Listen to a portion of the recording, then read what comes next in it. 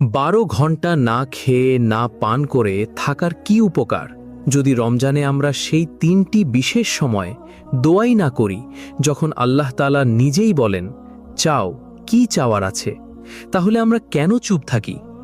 আজ জেনে নিন রমজানের সেই 3টি বিশেষ মুহূর্ত যখন দোয়া সরাসরি কবুলিয়তের দরজায় পৌঁছে যায়।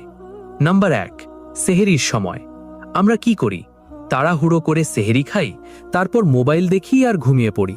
মনে রাখুন, এটাই সেই মুহূর্ত যখন আল্লাহ তাআলা প্রথম আসমানে অবতরণ করে ডাক দেন, আছে কি কেউ যে আমার কাছে চাইবে, আমি তাকে দান করব?